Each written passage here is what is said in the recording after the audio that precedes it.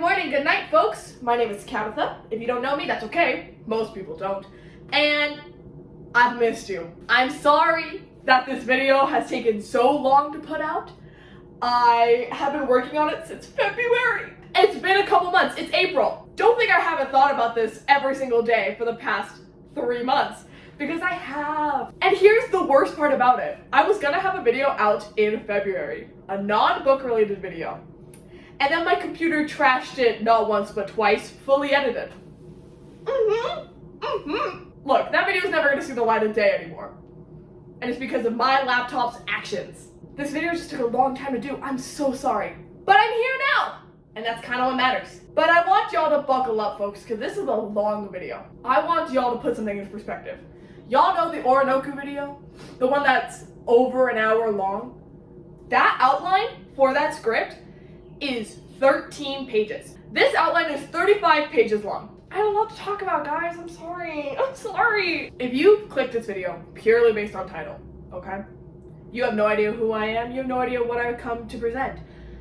I'm just gonna say something. I am a Colleen Hoover hater, but I've never read Colleen Hoover before, and I think that's kind of unfair. I'm trying to be more of a hater of things I actually know about, as opposed to what just the internet tells me to hate. I decided to give this book a shot. Also, I got recommended this book a couple times, and that book is Verity by Colleen Hoover. And if I had to read it, y'all have to experience it with me. Buckle up, because this video is gonna be like 3 hours long. I am starting this video super early in the day. The light's gonna change. The sound's gonna change. Just be kind with me. Just be kind and considerate. Thank you. And with that, let's get started on talking about Verity, okay? And yes, I do have a physical copy. Buying a physical copy of this book hurt my soul a little bit when I first was reading it, but I knew I needed it. So here it is. We start this book with a man getting run over and his head popping like a balloon. And like the first line of this book is, I hear the crack of his skull before the splattering of blood reaches me. I was hoping this was gonna be a murder book. It's not. Really. It's just a random man in New York City. A man gets run over in the street. She just happens to be there. But I will give Colleen Hoover this. She does know how to hook a reader. I do have to give Colleen Hoover her flowers for that. I'm already starting with a compliment, so. This is hurting my soul a lot. The man is supposed to represent like New York City and how no one cares about anything. They'll just keep moving whenever stuff happens. And like, yes, New York City is like that, but like, I'm gonna say something controversial.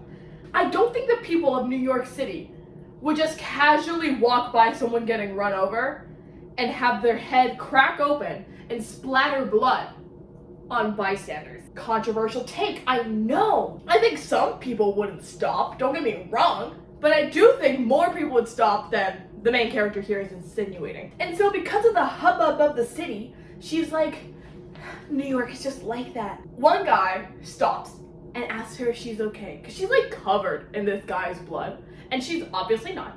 So they go to like a nearby restroom, and she tries to clean herself up, but she's like covered in it. Like, I'm talking drenched. It's weird how the blood thing is working out because it's only on her shirt, it's not on her pants. So like, she just takes off her shirt, her little dress shirt or whatever, and is like, I have blood all over me. But Mr. Man over there is in the restroom with her, and so he is nice enough to take off his dress shirt and lend it to her.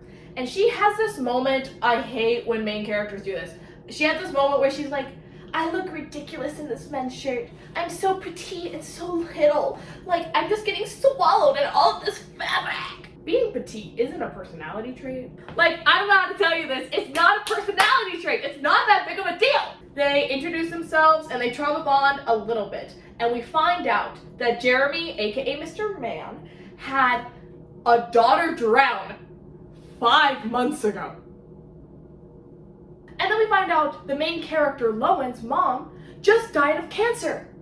Like, less than a week ago. I don't know why we're playing Trauma Olympics on page 8. Ask Colleen Hoover. And then they have this moment where they're like, maybe all right will be our always, or whatever. Chapter 2. We find out that Lowen was supposed to go to a meeting with her agent because she's a writer. Writers writing about writers. Why, yes, of course. We find out she's going to a mysterious meeting about something. So we're barely on chapter 2 of this book, and I already have like a slight bone to pick.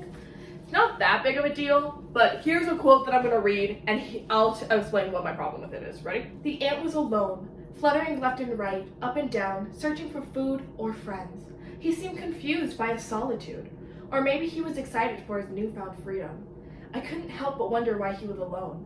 Ants usually travel with an army. The fact that I was curious about an ant's current situation was a clear sign I needed to leave my apartment. I was worried that after being cooped up and caring for my mother for so long, once I stepped out into the hallway, I would just be confused as the ant. Left, right, inside, outside. Where are my friends? Where is the food? Sounds like a normal quote, right? From the moment she started talking about the ant, I knew it was a metaphor for how cooped up she's been in her apartment. Hoover likes to do this thing where she'll handhold you, though. So instead of letting her audience be like, oh my god, Lowen and the ant, it's so similar. Because she was like, once I stepped out into the hallway, I would be just as confused as the ant. I knew that. And I'm just like, stop holding my hand, Colleen, I'm smarter than this. Whatever, moving on. We find out that she had an intimate relationship with her agent, and it didn't work out. Why didn't it work out? Oh buddy, let me tell you. It didn't work out because her agent, Corey, liked her written work more than he liked her. So he fell in love with the author of this book, but he didn't fall in love with who she actually was and what she actually represented. And they broke it off when like Lowen's mom started getting sick because he didn't really ask her any questions about it, which, fair enough. However, he was a darn good agent. So she kept him as her agent! And that's not gonna go south at all. But what do I know? I don't have an agent. We also find out a lot about Lowen's mommy issues. All you really need to know at this point is that she's a sleepwalker, and a lot of their issues stem from her sleepwalking. So we're finally at the publishing house again. Yay, it took like a couple pages. She still has the, I look so ridiculous in this men's shirt that's way too big for me. And I'm over here like, can we move on? I'm already yelling, which is a bad sign. But after she has this little like, I look so ridiculous moment, Jeremy just like appears. And they make boring small talk where they're like, I wonder if we're going to the same meeting. What floor are you going on? Oh, I'm going to this floor. Well, there's multiple rooms on this floor. What if we went to the same room? This goes on for 2 pages of them being like, I wonder if we're going to the same meeting. And it got to the point where I was like, honestly, I hope they're not going to the same meeting anymore. I hope that they're going to different meetings, because that would be more surprising than anything here. And like, look, the reason that I'm so agitated with it is because all authors do this, but it takes an editor to cut that shit out. And this book is self-published. We will get to more of the editor stuff later, but I just want to say, this is 2 instances in the same chapter of things that could have been easily edited out or edited down to make the book better. I'm not going to talk about every single instance this happens, because obviously this video is going to be long enough as is, but I just want to mention it now, before we really dive into plot, that this happens a lot. She finally meets with her agent, and he finally tells her what the meeting's about. He has no idea. All he knows is that it's with a major publishing house, because she's like a part of a really small one, and they're thinking about not re-signing her. So this could be a huge offer, and they have no idea what it's about. But this is also where we find out a lot about Lowen's financial situation right now. She is in copious amounts of debt because she was caring for her cancer-ridden mother for over a year. She was using the advances of her books, which she hadn't even gotten yet, to pay rent. So right now she has like negative money. So whatever offer this big publishing house is gonna give her, she might just have to accept it anyway. And this is where I have to give another flower to Miss Hoover. I know, it's kind of early. She does a great job of setting up stakes. So stakes basically are what a character has to lose, what a character has to gain. So what does Lowen have to gain in the situation? A lot of money. What does she have to lose if she says no? She loses her apartment. She loses any financial credibility. She's out of a job. Like, it's a lot to lose, a lot to gain. So they're very dire stakes. Financial ones tend to be kind of dire. And so I think Colleen does a really good job at setting those stakes up for Lowen to make some very bad choices. We'll get there. The other people for this meeting come in from this big publishing house, and wouldn't you know it, Jeremy's there. Who could have known? And they explain that basically one of their most famous authors is unable to fill her contract due to an accident. We don't know anything about the accident right now, but we will. They want Lowen, this small indie writer, to fulfill the rest of her contract. She signed a 9-book deal. She's on book 6, and Lowen needs to do the other 3. Jeremy just happens to be the husband of the author. He's not the author himself. For writing these books, she would get $75,000 per book over the course of I think a year and a half. And the first book would be due in 6 months. So another facet of the deal would be she would have to go on a press tour. She would have to be labeled a co-author of the books, even though she's writing them by herself. And the original author would retain all of the rights, which is a bad deal. You're getting paid for your writing, but you're not getting paid long term. For example, Lowen is getting paid with her royalties right now. That is how she's able to not be on the streets kind of thing.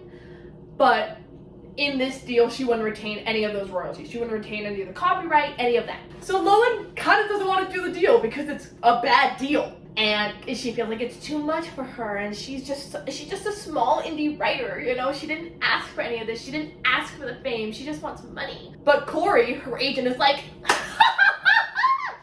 Can I talk to my client in private, please? Because she tries to decline the offer in front of all of them. The publishing people leave, right? And so Corey is trying to talk to her, and then Jeremy is like, I want to talk to her right now.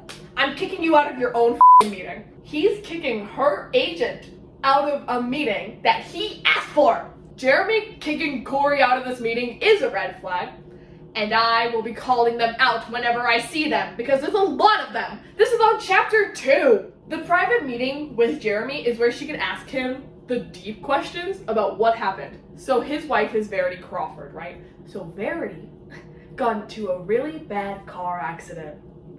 And that's why she's unable to do anything, because she's not there anymore.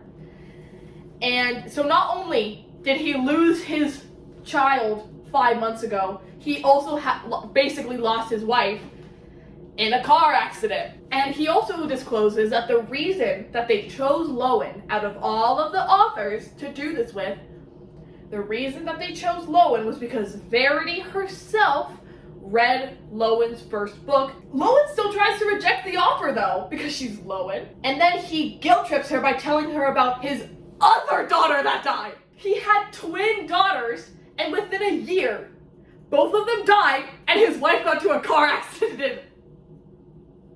So much tragedy in the first 50 pages. Jeremy does this thing where he kind of acts like Lowen didn't just say no, and he tells her that the people at the publishing house are lowballing her, that she could ask for more money, that she doesn't have to do the press tour, that she can go buy a pen name, all of this stuff. And then he raises the point per book to $500,000.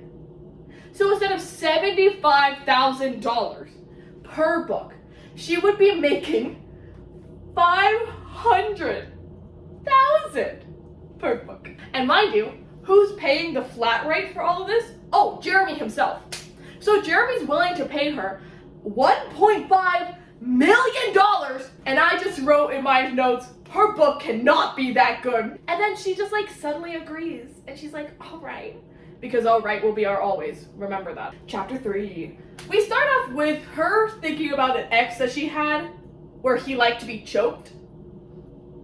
She's doing it to be life could be worse. I could be with that ex and choking him on a daily basis. And I'm like, hey babes, maybe I kind of wish you were choking him on a daily basis instead. Because your situation right now is that you are borderline homeless, you have no money, you have no community, no friends, nothing. So I do kind of wish you had a husband that you were choking out once a week. Yeah, sue me. In that lifetime you had money. Corey goes over to her place, and this causes her to rip an eviction notice from her door. Yeah, I told you when I said borderline homeless, I meant that. The reason that Corey's dropping by is to celebrate the new contract, but really, it's to have makeup. But Lowen knows about his new girlfriend, and so she name drops her. Whatever, Corey's kind of scummy. They then are just like, I guess we're just agent and client, like it should have been the whole time, I guess. Lowen's not really feeling in the mood to celebrate because she didn't want to take the deal. She's like, it's not my story, it's not my characters, I have no idea what I'm getting myself into because I haven't read any of her books. She signed a contract to co-author a series she's never read. She writes in the same genre. This is the most famous author in that genre. You're telling me she's never picked up a book once? Like, yeah, go ahead. Legally bind yourself to a series you've never read before. That's real smart. So this is where she also mentions like her living situation a lot. She says she has an apartment in Brooklyn that she's ready to move into in 2 weeks. But as of right now, she's getting currently evicted from her apartment. So in those 2 weeks, she has nowhere to stay. But she's going to Vermont to go through Verity's office, try to see if she can scrounge up an outline. So maybe that'll be okay for like a couple days, right? And then she'll be living in her car. Corey gets kind of nervous when she tells him like, oh yeah, I'm staying with the Crawfords, because he's like, didn't they lose like 2 daughters and their wife got into a horrific accident recently? Like, don't you think that's fishy? And Lowen deflects him by saying like, you don't care about me. You never cared about me. Why do you care about me now? Just because I said no to No, because it's a stupid thing. And so she gets really pissy with him and she's like, just worry about the contract details, Corey. And so she says in her internal monologue, he's not looking out for me. He's an ex-boyfriend who thought he was gonna get laid tonight, but instead was quietly rejected right before finding out I'll be staying in another man's home. He's disguising his jealousy as concern. If you had a normal friend who cared about you and you told them the same thing you told Corey, they would have the same level of concern. But the thing is, Lowen doesn't have any f***ing friends. Like, I want y'all to picture this novel in a slightly different light. Imagine if she had a single female friend that she didn't feel like she was in competition with. Do you know how many choices she would avoid making? All of them! All of them! And then he leaves. End of chapter.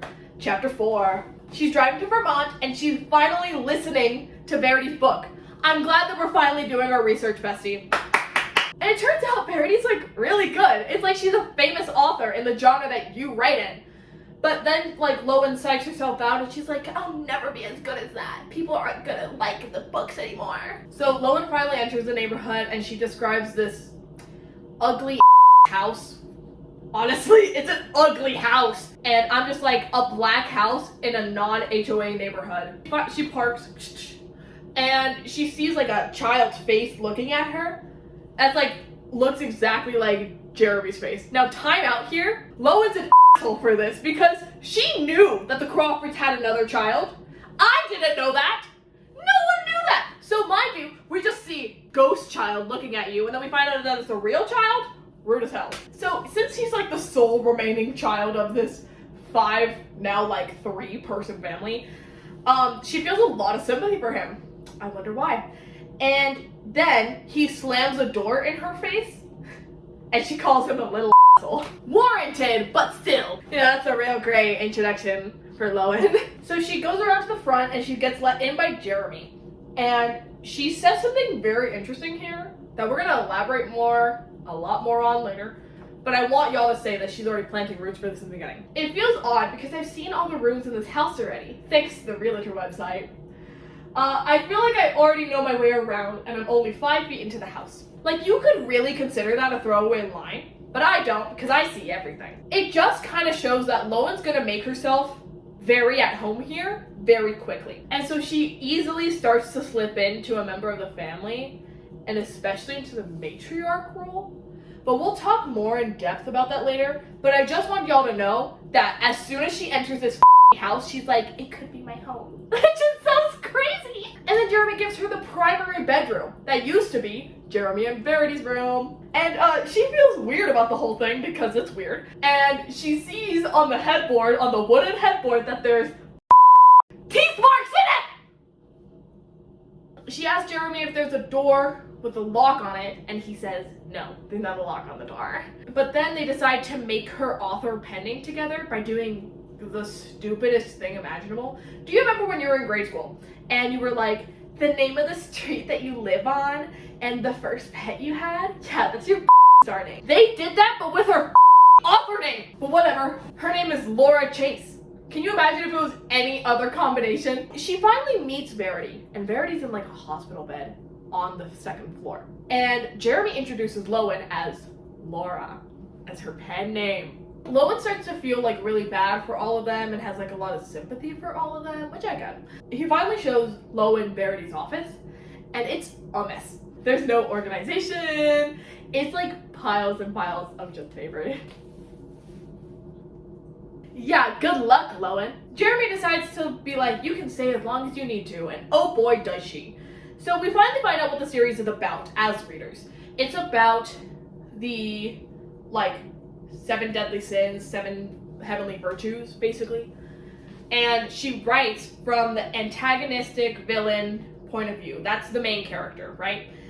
And Lowen talks about it a lot and how she's not used to writing from a villain's point of view, and she's getting over her head and she's psyching herself out more, and it gets really boring really quick. And so Jeremy asked Lowen if she's read Verity's book, and she said, I read one in the car just now, but none of the others. To which Jeremy responds that he hasn't read anything past the first book either. If I was a well-loved writer and my partner didn't even care to read a book from me, I would be devastated. The reason he hasn't read it, she assumes, he never tells her the reason. She assumes is because he can't separate the author from her work, right? Because it's a very antagonistic set of circumstances. So he doesn't imagine that his wife can do that. That's what she assumes. Now I want y'all to remember this, okay? Jeremy hasn't read most of Verity's books. Corey has read Lowen's books because she's her agent, and the relationship between them didn't work out, and the relationship between them did work out, okay? We're gonna be talking a lot about those parallels, so I want you to keep in mind all of these facts. Great. So she finally reads the 2nd book, and she also psychs herself out a lot more, because also, she can't find a single outline. Not an outline to a book in sight. So she finally rummages around through physical files, and she finds something. She finds like a manuscript of sorts, and it's called So Be It. She can tell it's kind of more personal by just like flipping through some of the pages, but she also is very curious about it. You know, curiosity killed a cat, but satisfaction brought it back. So she starts to read it. There is a prologue here. It's really not that important. All you really need to know about the prologue is that she's not gonna sugarcoat anything, and she's gonna be so honest, and she's not gonna make herself look better. The only thing that I want to mention about the prologue is this. The thing I abhor most about autobiographies are their counterfeit thoughts draped over every sentence. You can tell when an author is really proud of a line because it'll sound really nice and then it won't continue on for the rest of the passages. Verity doesn't talk like that. She doesn't use the word abhor again, or counterfeit, or draped. She really doesn't write like that. When we're talking about the manuscript, I'm gonna have to be very clear on who's talking here. So we're in chapter 1 of So Be It, which is Verity's perspective. This is not Lowen's. She starts the chapter off by being like, if me and Jeremy hadn't met, would our lives still be so tragic? And she talks about how her and Jeremy met. They met at a charity event where she snuck a pass to get in, and she stole a dress from Macy's, a red dress. She says that she had to steal it because she's a starving artist. Keep that quote in mind for later. She straight up says the words starving artist. She then goes on like this whole tangent about how all men want from dresses are the ability to rip them off, and ladies don't think about that when buying dresses. The thing is about Verity's chapters is they're very hard to read because she centers men a lot. They make eye contact and then he approaches her. But instead of like talking to her first, he tells the bartender, make sure that she only drinks water for the rest of the night. Now that is some weird and controlling behavior. She finds it chivalrous and charming. It's supposed to come off as, I want you to be making sober choices if you want to leave with me. However, him bypassing her and not even talking to her, he doesn't even know her name at this point, and telling the bartender to do something over what she wants to do is creepy and weird. Like, he makes that choice without her consent or her permission. And I'm supposed to like this guy? So they leave the charity event, and he takes her to his limo, and she has a "this is nice" moment, and they canoodle a little bit, and then they end up talking a little bit. She reveals that she's 25, but she's actually 22. He reveals that he's 27, and that this isn't his limousine! Woo! Yay! I love lying! So they get chased out by the limousine driver, and they go to his Honda Civic. He took her out to dinner, and they made love as opposed to just hooking up. But like, they just met. I'm still considering it a hookup, but whatever. And then she spends the next 3 days with him. Any prior commitment you had. It's only Jeremy now. And so she loved being the center of his world until something replaced her. That's basically where this chapter ends. So we get back to chapter 5. We're back to Lowen. She feels like she's violated Verity's like personal diary, which she did. She totally did. And then she realizes that it's probably been a couple of hours in this office, and she might need to eat. You know, that might be nice. She leaves Verity's soundproof office, and she hears like creaking from upstairs where Verity's room is. She obviously assumes the worst. Jeremy's his vegetative wife, and that is until he appears behind her, and he's like, I know it's loud. It's her hospital bed moving around to make sure that her body moves. Crisis averted. They're eating leftover pizza, and she can't even make eye contact with him because she's insufferably yes, that one chapter is all it took. She tries to see if Jeremy knows anything about an outline, and he doesn't, because he really didn't pay attention to her writing stuff. Why would he know anything about the outline? He doesn't even read her books. And then he's like, she hasn't really written a lot because since the kids died, she really just hasn't gotten the nerve to write again. And so they play Trauma Olympics again, but all Lowen can think about is reading the manuscript. And so she asked him, was Verity already an author when you met her? No, she was still in grad school. It was later, when I had to take a temporary position in Los Angeles for a few months, that she wrote her first book. She wasn't writing before they met. And yet she was a starving artist! How was she a starving artist if she wasn't writing or anything? And it's not like she's talking about her love for painting. It's not like she was talking about her love for sculpture, okay, on the side of writing. No, her writing was her only thing. But she wasn't writing when they met. So what the do you mean she was a starving artist? She was in grad school. That's completely different. We have 2 different routes we can take here. This is the first inkling that we can take of Verity being an unreliable narrator in her own manuscript. Right? In her own autobiography, she can already be seen as an unreliable narrator because the facts don't line up. Or it's a really bad typo. So she starts to feel like suspicious of Jeremy, barely, and she attributes that to her writing suspense novels. I don't think that's true, but okay, whatever works for you. And this is where they share intimate eye contact for the first time. And so he leaves, and she goes to the manuscript again, and she starts reading. Chapter 2 of So It Be, Verity again. So she says the first 2 years together was serene bliss, but also if he left, she couldn't function. Girl, that's codependency, that's not good. And she basically also admits that she just kind of moved in one day. Like, she stopped paying rent on her apartment. I hate to see your credit score, queen. She stopped paying rent on her apartment and started just living there full time without talking about it first. So like, they were living together for like 2 months without discussing it, and he didn't really notice. Jeremy does this thing where he'll bring up really important information that you need to talk about while they're having relations. And I'm over here like, this is the worst. This is the worst way to communicate with someone. I wouldn't go into depth about this, but I have to. He asked her to move in with him like 2 months into her already living with him. And when she revealed that they already were living together, he stops because he feels uncomfortable with that information. And so instead of respecting any boundaries here, any sign of no, or even talking about it while they're not having relations, she coaxes him into being okay with her decision to just move in with him by starting again. And then she also starts biting the headboard again. Verity confirms in the manuscript that she didn't start writing at all until they moved to LA. So how were you a starving artist before? I'll never know, I'll never care. She basically finishes her first novel while Jeremy's at work. She prints it out and he steals it from her reads it in the bathroom while the door's locked. And it takes a while to read a book, so she goes to bed. He then wakes her up once he's done, and he's like, your book is so good. And they start fornicating again. And then he told her something that I think is interesting. He said that if he could her novel, he would. The parallels, the parallels, the parallels. Do you remember when Lowen said that Corey couldn't separate the art from the artist?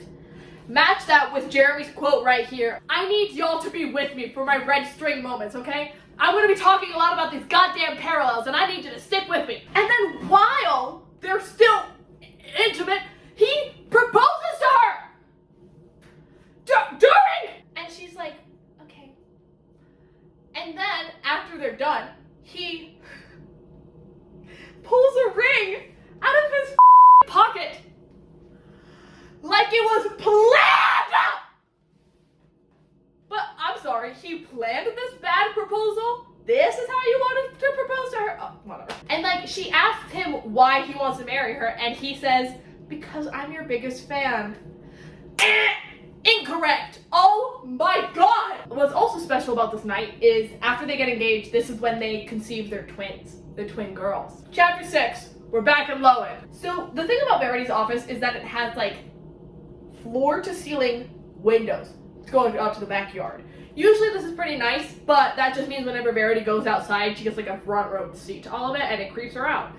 And so she starts to have really weird thoughts about Verity, such as, the clever and talented Verity is no longer there. It's disappointing knowing how this is his life now, caring for an eggshell with no yolk. And then she also says, I feel like it would be better for everyone if she hadn't survived the wreck.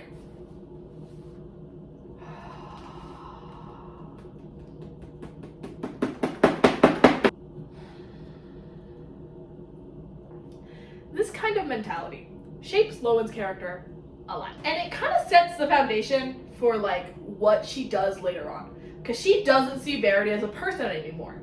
When she does stuff later, it's not gonna hurt Verity because Verity's not there anymore. When thinking about Verity, she notices that Verity's straight up looking at her through the window and she gets kind of scared. Good. But this is also when, ring ring ring, the apartment in Brooklyn is calling and they say, hey, because you got evicted out of your last apartment, we can't give you this apartment. And Lowen's like, what are you talking about? I already got approved. And they were like, actually, you got pre-approved. You did not get approved. You can contest it in court, but that could take weeks and months. Bye. So now, Lowen has really no place to go. Outside of the Crawford residence, she has nowhere. She has no friends, no family, no community. She also doesn't have an apartment. She doesn't have money. Like, she really doesn't have anything to help her. Jeremy hears this entire conversation in the doorway because she left the door open. And he's like, do you need a loan from me? And she's like, no, I can't take a loan, all this stuff. And then he's like, well, you can stay here as long as you need to then until you find another place. As much as Lowen would want to say no, she physically can't, because this is why I mentioned the stakes so much in the beginning, because they actually matter here. This is a idea. Overall, this is a bad idea, because 1, he's her boss. 2, she is rifling through Verity's personal diary on a daily basis. 3, she's scared of someone who is in a vegetative state. Jeremy invites her to watch the sunset in the backyard, I guess. And so Jeremy's playing with Crew while like Lowen's over here in the back reading. But it's really hard to read Verity's books right now because Jeremy took his shirt off and it's just really hard to focus. Because then on top of that, she starts thinking about the scenes that are in the manuscript. Verity's nurse appears right behind her and she sees Lowen oogling her boss, her married boss at that. And she tells Lowen like, hey, I'm out for the night. Verity's TV's on. Everything's fine. Okay, thank you. She saw me oogling my boss. She saw me my boss. Yeah, she did. Yeah, she did. She saw you your boss. She sees the little boy. His name is Crew, right? So Crew is waving at her and like smiling. And so she's like, oh my god, hi. And then she realizes he's not waving at her. He's waving above her. And who's above her?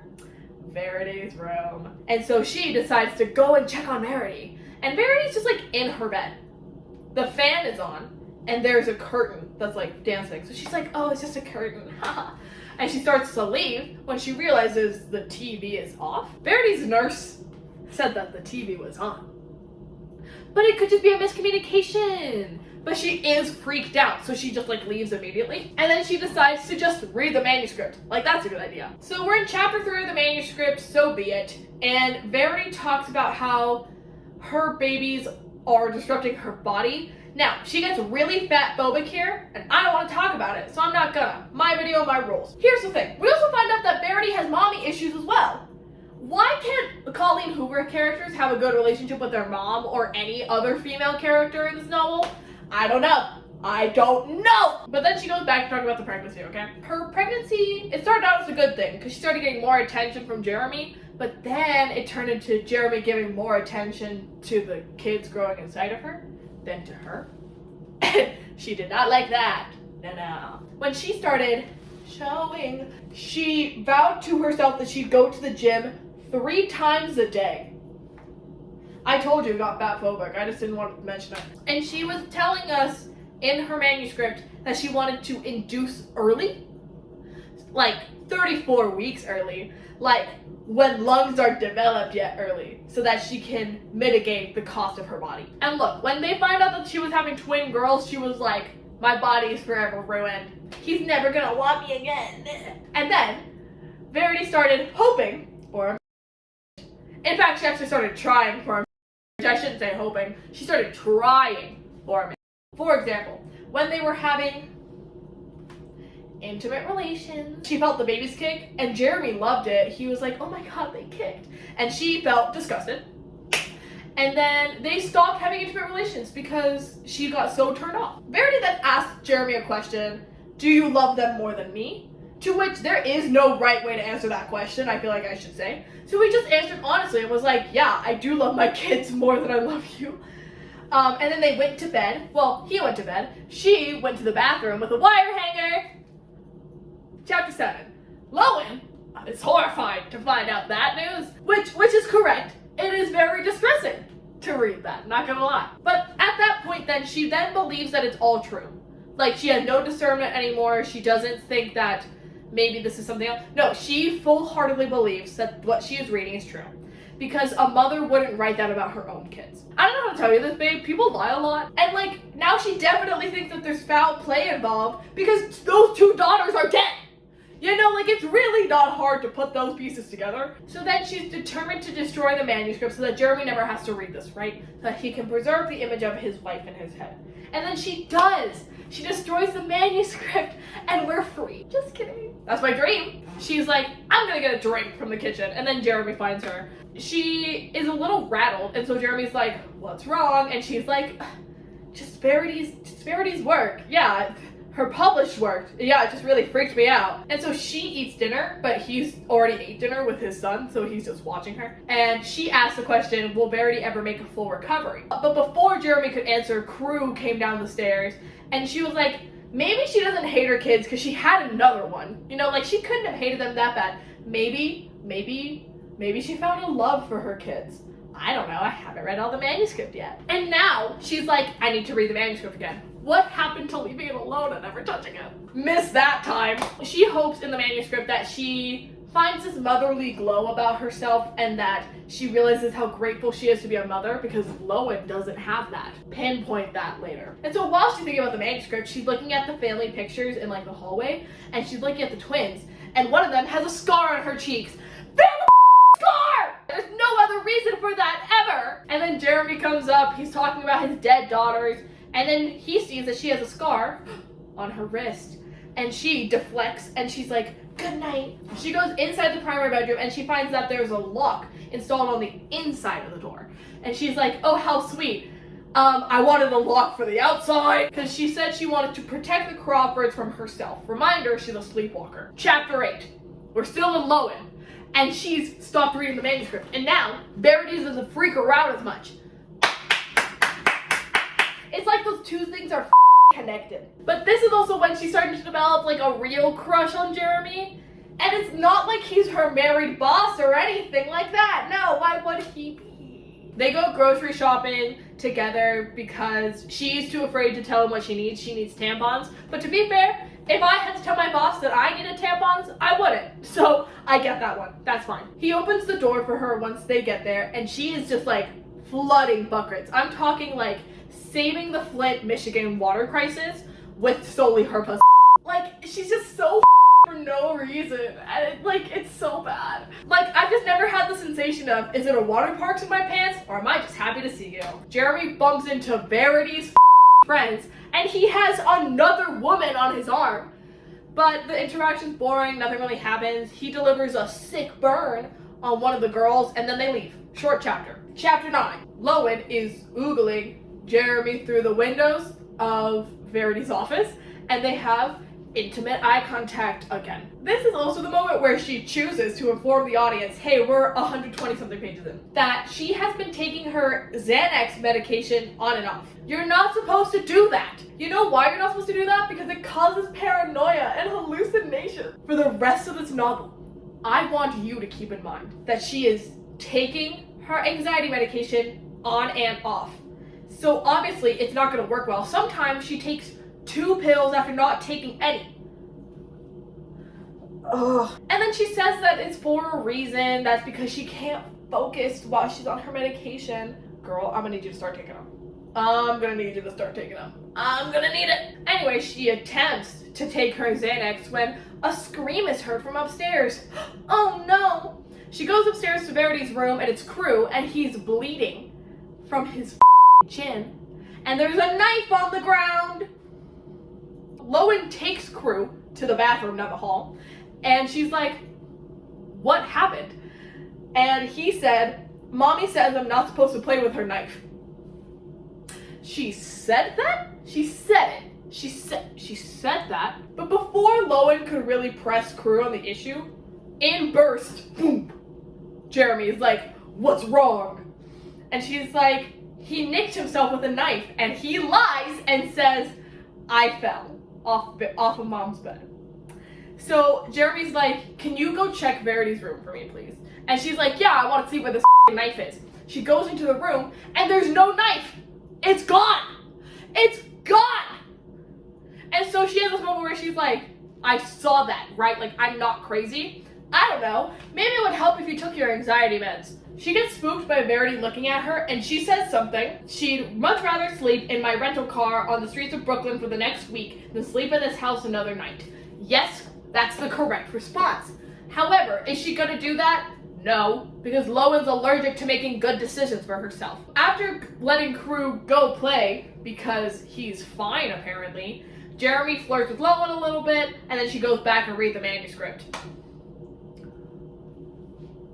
Is that the best idea right now, when you just got spooked out so bad? But she does it anyway. Chapter 4, so be it.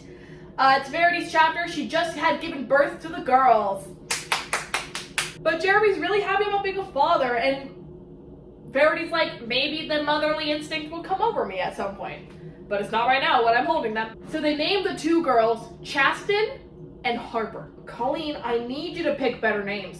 I need you to. I need you to. I hate the name Lowen. I hate the name Chasten. I hate the name Crew. These are bad names for people. Also, side note, Chasten is the one that has a scar on her cheek. So Chasten starts crying in her mom's arms, and the nurse is like, hey, maybe breastfeed her. Verity doesn't want to breastfeed her.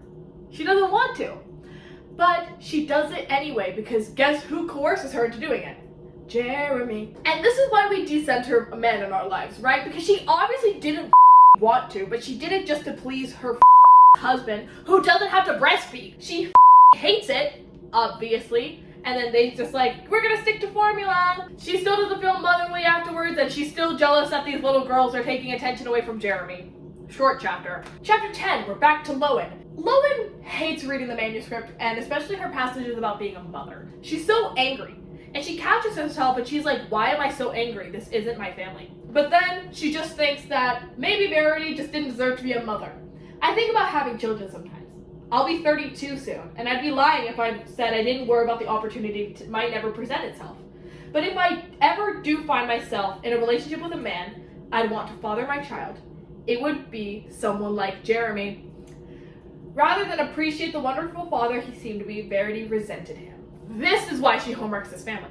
This is the exact quote that you can use to point to Lowen's desperation to have a family. This is the exact quote where she expresses her fears. I'll be 32 soon and I don't think the opportunity will present itself. And if I would want to have a partner, I'd want it to be someone like Jeremy. Instead of finding someone of her own like Jeremy, she just finds Jeremy. And we're gonna talk more about this as more quotes present themselves, but I'm just gonna leave you with this. Lowen is seeing a golden opportunities, and she's trying to do mental gymnastics to think, is it really home wrecking if the home is in shambles? Oh dear God, it gets worse. So she's staring at these family photos of them while having these thoughts, and Jeremy comes and talks about his kids a bit more, especially about Harper, who we find out had autism, right? So she wasn't super expressive. This is where he reveals that Carew, who's like 5, like he's little, hasn't asked where his big sisters went. He hasn't asked anything about them. Lowen asks if either one of them are in a family, and Jeremy reveals that neither one of them are. But he reveals that he has a lot of anger actually towards Verity. Lowen thinks that he's mad at Verity because she hit the tree on purpose to escape the grief, right? And now he's stuck with the situation. That's what she thinks he's mad about. We'll get to what he's actually mad at her. And I'm gonna tell you something right now. The anger is real to where I'm like, this is your dream man, Lowen? You want someone like this? Like, he loves his kids, but like, he resents his wife a lot. So Lowen hugs him after this confession, and it's an intimate hug to where they almost kiss, like married. Like, he's very much married! But then Carew interrupts them. Carew sees the photo book with his dead sisters, and he starts shoving the photos away, saying, I don't want to see them. And this child isn't in therapy. Whatever. Chapter 11. So Lowen starts feeling like really paranoid again. It's like reading the manuscript is bad for her. And she sees Verity and her nurse in the kitchen. So instead of yeeting the out of there, she decides to sit with them, and then she refers to Verity in the past tense in front of her. And so her nurse is like, hey, can I talk to you real quick? And she tells Lowen, hey, that was really disrespectful to talk about people like they're not there. And at least Lowen apologizes, so they go back to the kitchen or whatever. So Carew then pops into the kitchen, and he's holding like a turtle, and he's like, Mom, look at my turtle. And she obviously doesn't respond. And so Lowen then is like, I like your turtle. Tell me all about your turtle. Do you see her trying to slither into a mother role? Because that's all I see. I see her sliding into the mommy role real quick. So then Lowen and Carew go outside, right? And Lowen picks a spot where she can see Jeremy just ripping up the deck. Jeremy goes over to them, and Crew's like, ew, you're sweaty and gross. And Lowen has the thought of, he may be sweaty, but it's not gross. Get a vibrator.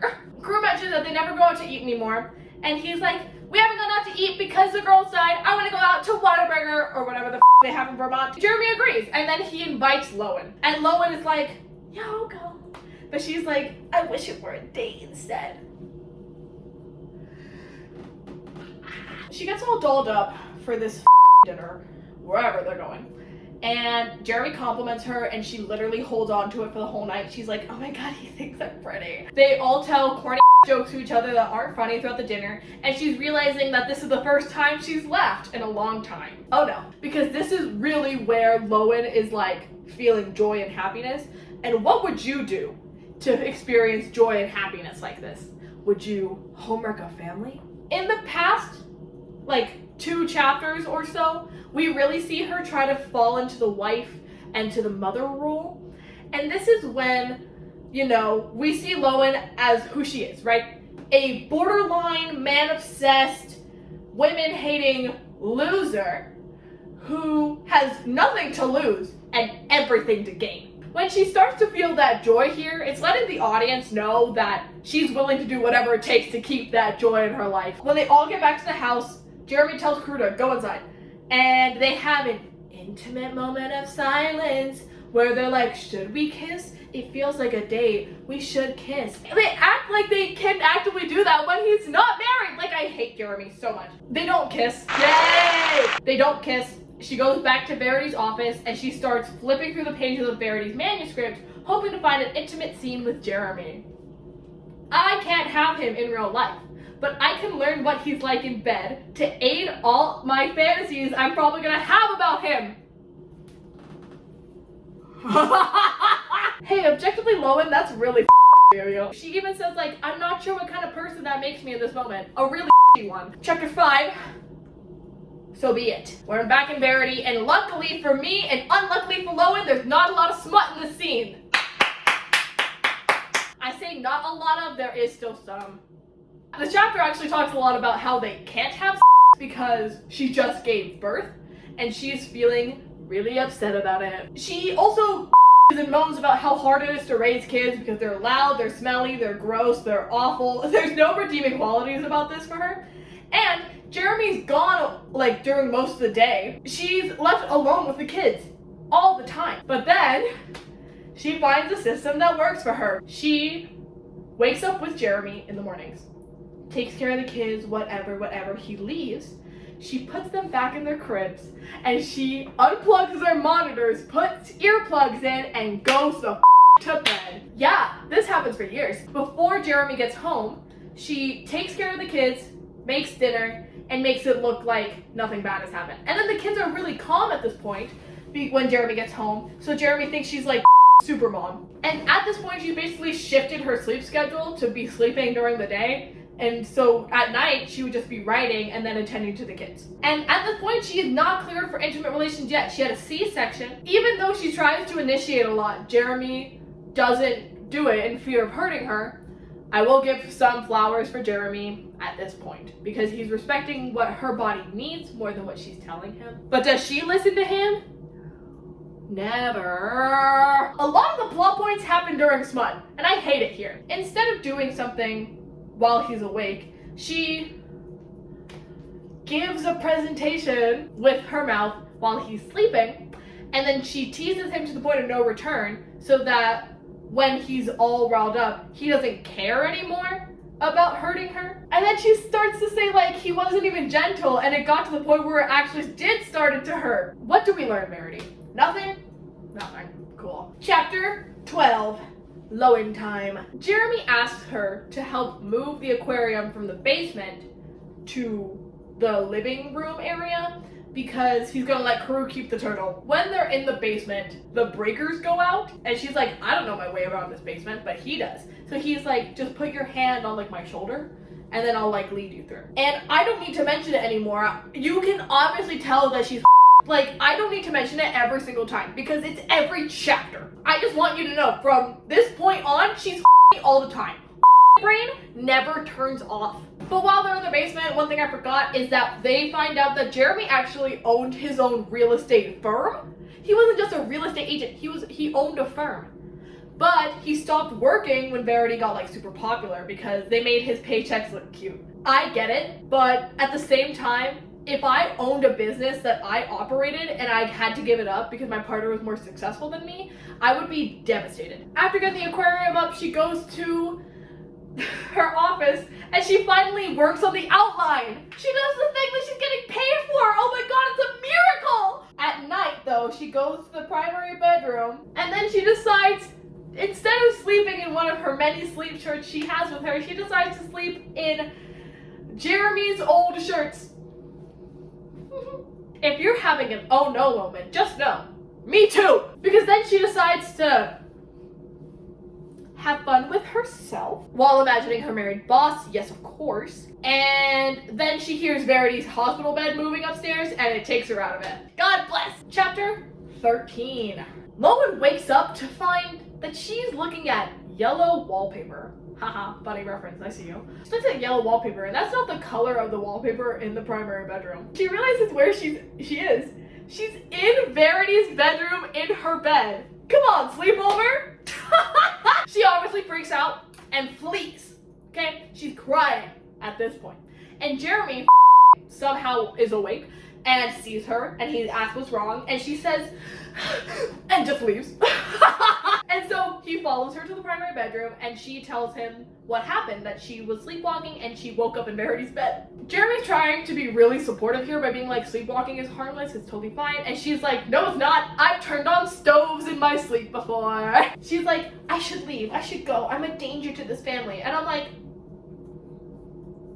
this is your breaking point? I mean, like, I kind of get it, don't get me wrong, but like, this is what's causing you to leave?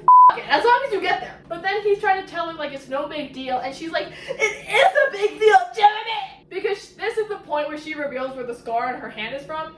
It's because she broke her own wrist while sleepwalking. She was like 10, and she ended up going outside while asleep, standing on like the porch railing in her backyard for like an hour. Later, she jumps off, breaks her wrist, and then just goes to bed. And this is where Lowen's mommy issues stem from, because her mom then becomes terrified of her and puts like 3 locks on her door. Jeremy, even after hearing all this, is still like, it's okay, you're asleep. And brain is still on, like, turn that off, this is not the time. But then she asks the question of like, what do I do tonight though? And Jeremy's like, well, it's 5 a.m. I'm not going back to bed. I can hold you while you fall back asleep. He's married! And she says, yep, okay. And she doesn't fall back asleep either. So like an hour passes where he's just holding her. And then he eventually leaves, but he kisses her forehead. Chapter 14. They run into each other later on in the day, and he is like, what if we put a lock on the outside of your bedroom? And she's like, that's what I wanted from the start, so it's fine. I'm the only one worried about fire hazards, but what do I know? It's not like this house is made of wood or anything. She gives a couple of interviews to her publicist, who sends them out to people, I guess. Like, she does her job finally, and then she does the outline, and then she's like, but I want to read the manuscript again. Chapter 6, so be it. Now, Verity is realizing, barely, that Jeremy and the girls are a package deal. So if she wanted to escape the girls, she would have to leave Jeremy. And that shit ain't happening. After this, she gets a premonition dream of Harper killing Chasten. She wakes up, she's obviously very rattled. Why, yes, of course. Jeremy also wakes up with her. He asks her if she's okay, and she's like, I don't want to talk about it, I just want to suck your instead. And so she does. Like, it's ridiculous, I hate it here. Jesus Christ, can we cut it with the smut? It's gotten to the point where, like, every time I open a Verity chapter, I'm like, and Jeremy out. But while they are fornicating, canoodling, whatever you want to call it at this point, she asks him how many people have sucked his. But the thing is, when he answers her, she's not jealous of them, but she's jealous of her infant daughters. The thing is about the smut is that it's really drawn out, so they're taking their time with it. And then one of the babies starts crying, so Verity unplugs the monitor in front of Jeremy. And he's like, crying a little bit would be good for them. And he lets her. They continue on. Then after they're done, Verity's like, I'll go check on the kids. Which, never let her do that, please. She goes and checks on the kids because she has a newfound love for Chasten. She felt like her dream was a premonition that Harper's gonna kill her. So now she has like all this love in the world for one of the kids, at the very least. And she finds out that it's not Chasten that's crying, but it's Harper. And she's really annoyed with that. So instead of being a normal parent and trying to do anything to help her stop crying, she's like, I have to kill Harper before she kills Chasten. Like, that's a normal person thought. So what she does is she starts shoving her fingers, like her adult fingers, down this child's windpipe, trying to make her gag, and then so that she can die. Jeremy busted because she's still crying. And Verity's like, oh, I gotta play this off. She does marginally well. Then Harper pukes on her. Then she goes and takes a shower, goes back to bed, and then she sees Jeremy plugging the monitor back in. And this is when she realizes, oh, he almost saw me kill our infant daughter. End of chapter. Chapter 15. Lowen continues to read the manuscript. We are not privy to the chapters at this point. She's obviously disturbed, but she's been in this office for like 12 hours straight. So Jeremy's like, hey, you should probably eat. But also there's a meteor shower tonight. You wanna look at the meteors with me? And obviously she does. It's really romantic. Ugh. They are now outside eating tacos, drinking margaritas, and looking at the meteor showers. And they're talking about their past and all that stuff. And Lois said something stupid, like, I'm really like that I'm getting to know him, but I want him so bad romantically that I can't be friends with him. And I just wrote down, straight people are fascinating. Because what do you mean you can't be friends with someone that you're romantically attracted to at all? Like, at all? She also brings up the fact that he's married, and I was like, so now it matters? I bet it won him 5 pages. Jeremy then is very honest, and he's like, should I put Crew back in therapy? And she's like, yes. But I'm also like, you should also go to therapy, Mr. Sir. He also asked her, like, where does she get her validation from for her written work, right? Because she's a small author. And she's like, nowhere. No one validates my work. They have more intimate eye contact, but they stop themselves again. And then she gets locked into her bedroom with some of the chapters of the manuscript. But before locking her in her room, Jeremy reveals something here, okay? He says that he lied to her about what? What could he have lied to her about? He says that Verity never read her book. Who read her book then? Oh, just Jeremy! And he has this moment where he's like, your work matters to me, Lowen. Y'all remember Corey, her agent? Yeah, I'm mentioning this again. Y'all remember Corey, her agent? And the reason it didn't work out? Yeah, well now Jeremy's read her book and they expect it to work out. The parallels! The parallels! The parallels! Jesus. She feels really validated by his statement. And she says something up. Jeremy made me feel so good just now. I don't even mind being a little disturbed by his wife before I fall asleep. I mind! Get me out of here! So we are in chapter 9 of the manuscript. Yes, we did skip a few chapters. Lowen already told us this is the correct order. Jeremy is upset with Verity about something that he's just not talking to her about. And so Verity is like, I gotta make him his favorite dinner, chicken and dumplings, and I gotta wear lingerie. They just moved to Vermont. Jeremy's adjusting to a new job, and then without consulting him, Verity put the kids into daycare. Now, Jeremy actually doesn't mind the fact that they're in daycare. He likes the fact that they have social interaction and all that stuff, and he just was like, they know about Chasten's peanut allergy, right? And she's like, well, yeah, that's the kid I like. Of course they know about her goddamn allergy. That's not what he's mad about. And she can't figure it out. So she tries to talk to him over dinner, and he's just like not really answering her. And so she finally asks him, what's wrong? Why are you mad at me? But she does it in a Verity way, which isn't nice. And then instead of being a normal human being, he just chucks his plate at the wall. And I'm supposed to like this man? And then he stomps up to the primary bedroom. She goes in there. And he's like, you only talk about Chasten. You never talk about Harper. Now he's right, of course, but she's like, I've been found out. So she tries to defend herself, saying like, Chasten's just smarter than Harper. And he's like, Harper is smart, they're just different. She's like, I have to be 2 different mothers to them. They need 2 different mothers, and Chasten just responds to validation more. And he's like, bull. But this is when she decides to tell Jeremy about how the daycare workers thought that Harper might have autism. She found out like a month before, but she was waiting for something like this to really just win the argument with. He's like, oh my god, I didn't know. And she's like, I've called a specialist already. She hadn't. And he's like, God, you're super mom. It's just all the work at my new job. I lost a big client, all this stuff, right? And then she lies to him again and says, well, it's gonna be hard paying daycare for 3 kiddos. No, you're not doing the math wrong, and neither am I. Jeremy, Verity, Harper, Chasten. She lies and tells him that she's pregnant. And the worst part is she's 100% saying that just to not have him be mad at her anymore. And he actually apologizes, because he's like, you were trying to make the night special and you were gonna tell me tonight. And she says in her internal monologue that it's really easy to fake a pregnancy, because you know what else is easy? Faking a miscarriage. So in case she doesn't get pregnant, that's what she'll do. Chapter 16. Lowen is feeling bored of the manuscript.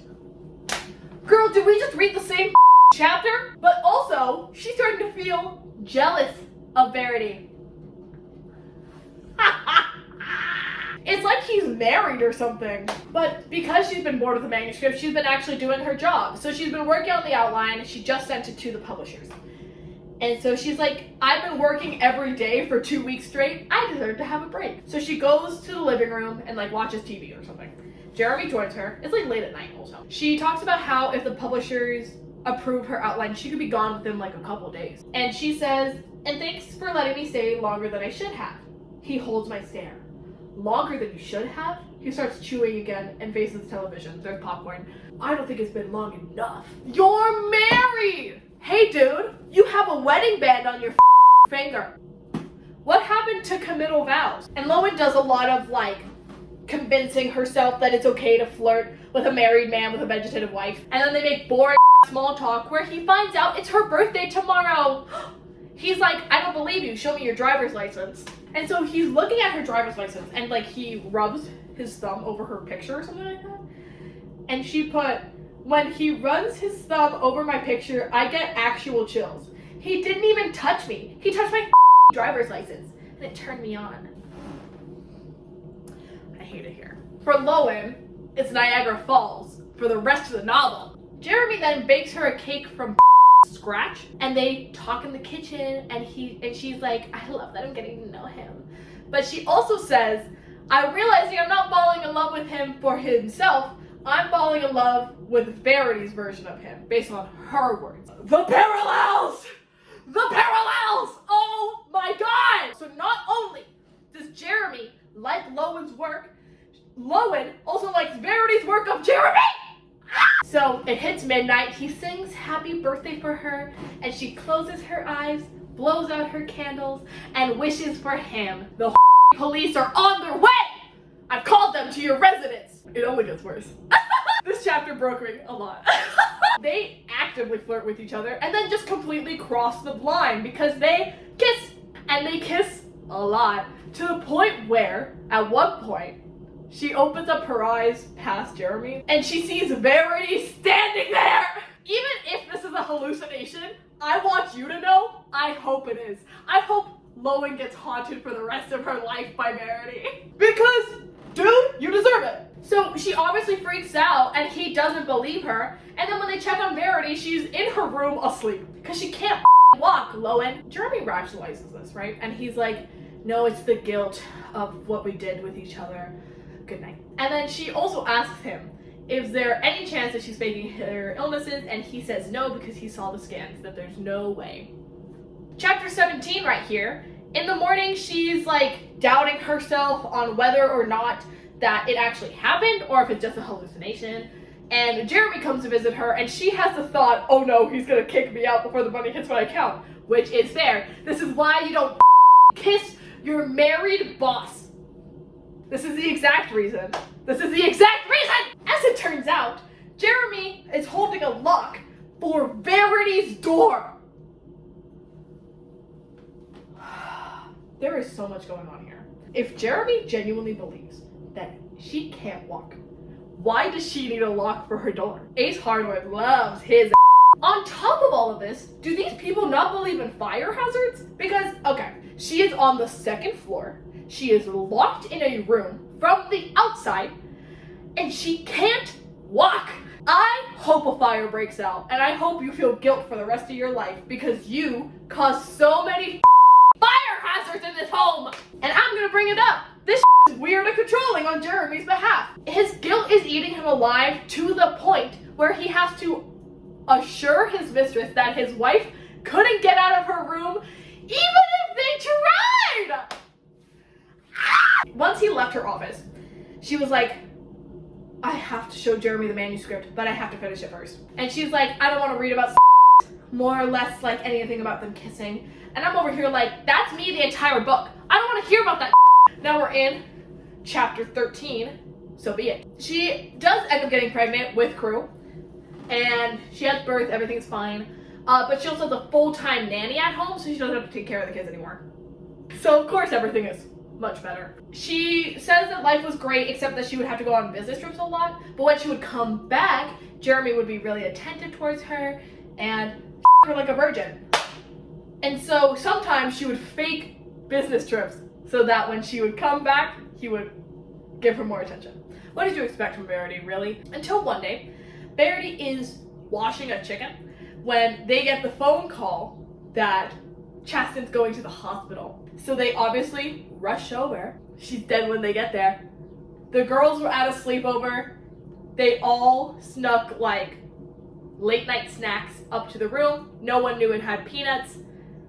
And no one noticed until it was time for her to wake up in the morning. So there was no real helping her at this point. Now, instead of having any semblance of a normal reaction, Verity blames Harper for killing this child. The thing is, she's also upset with Jeremy and how he's handling it because he's devastated.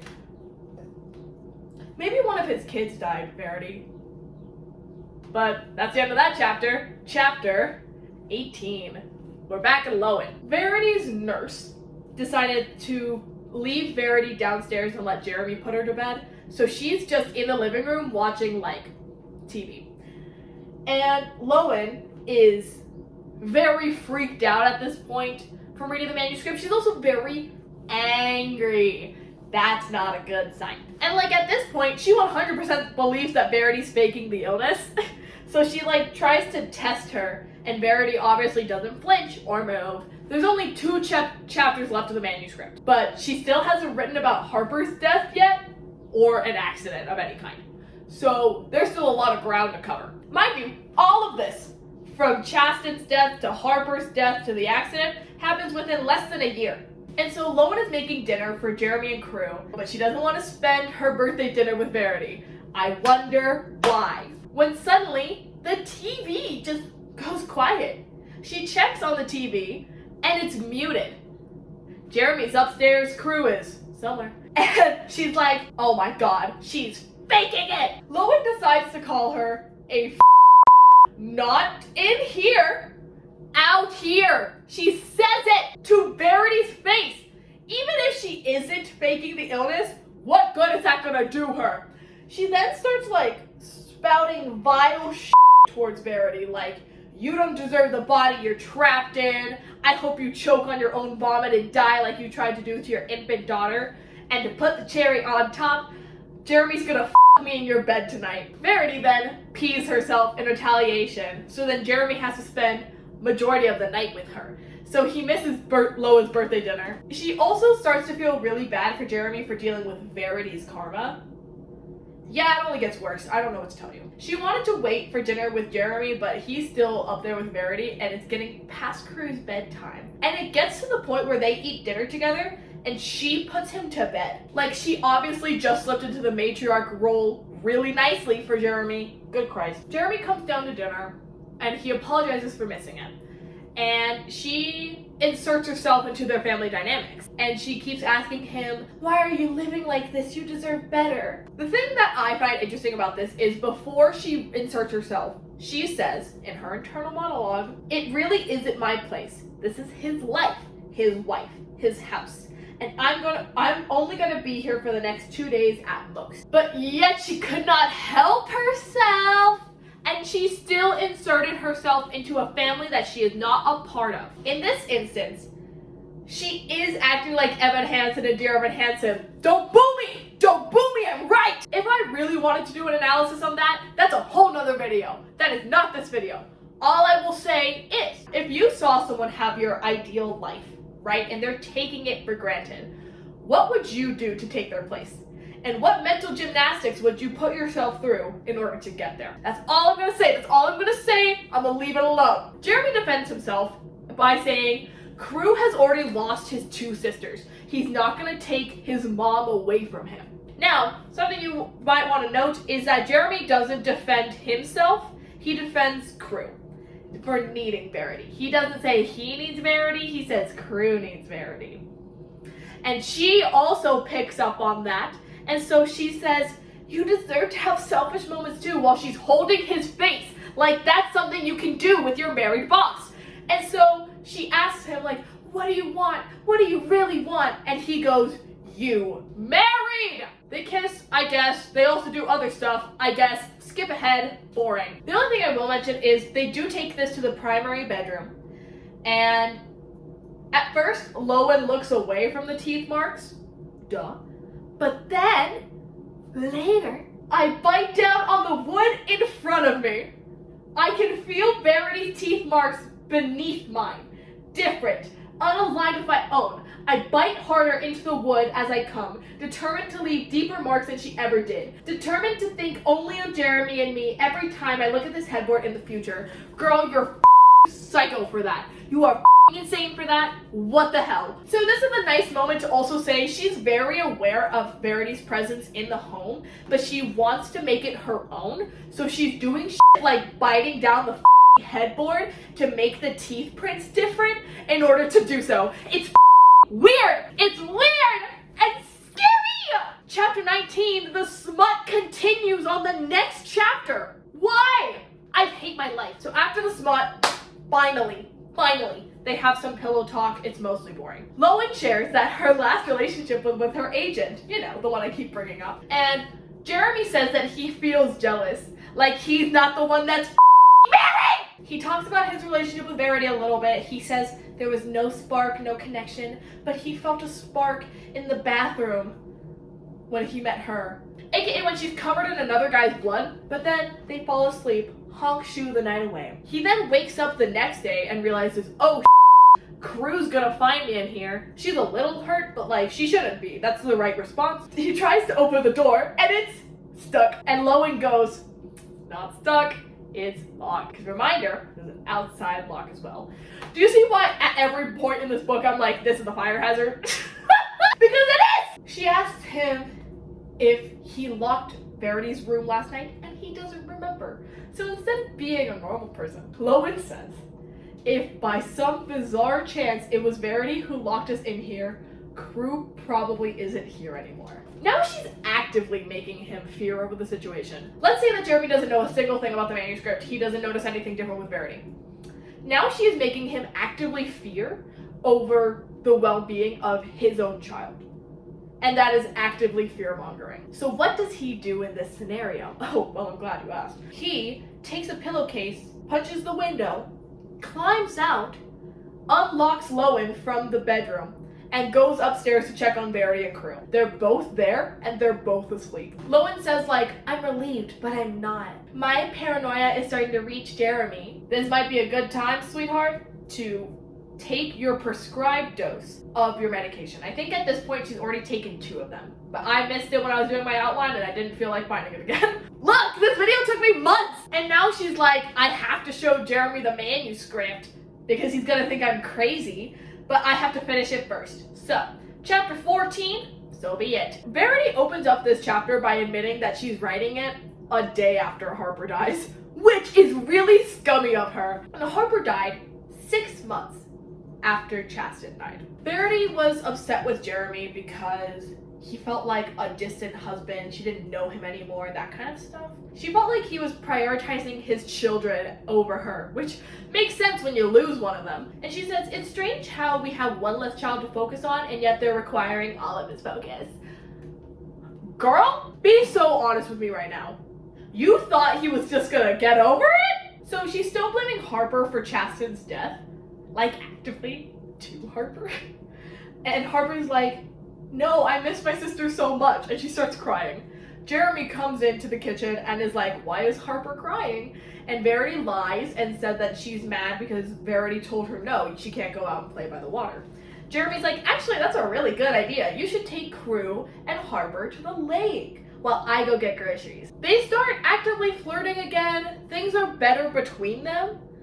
And Verity's stupid here. Like, this is a really dumb chapter for Verity. And I'll explain in depth a little more why later that she's so dumb here. And at this point, Verity just kind of wants to get rid of Harper. Like, she just does not want her around anymore. She doesn't feel that way about Crew, though. Crew's fine. For some sexist reason, probably.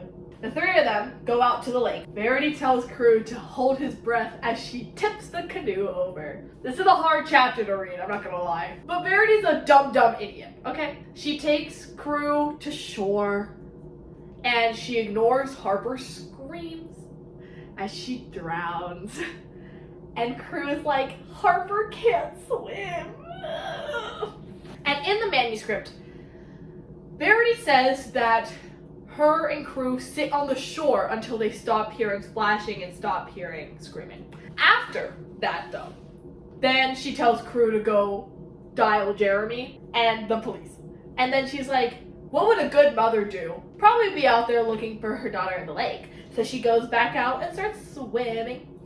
And she sees a canoe that's tipped over and she's like, what if she's under there? And she knows I tried to kill her. She's 8 with autism and can't swim. Do you think she's gonna be under there? No, she's not. Verity's relieved, but then also is like, what do you do when your daughter drowns? You call it her name, Harper. When Jeremy and the paramedics arrive, Jeremy's very obviously distressed. And this is the first time that Verity realizes that maybe she made things worse.